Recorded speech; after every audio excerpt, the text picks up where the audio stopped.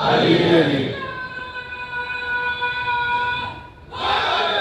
या अली।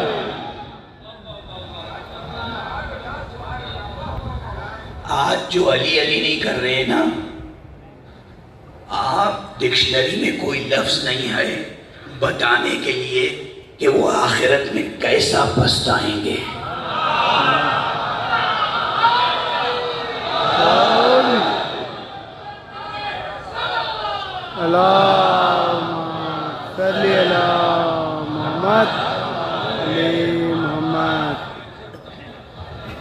डिक्शनरी में वो कोई लफ्ज है नहीं, होगा मगर ऐसा नहीं है मतीन लफ्ज जो मिंबर पे कहा जा सके।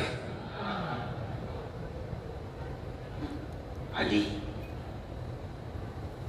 अली मोहम्मद सल्लल्लाहु अलैहि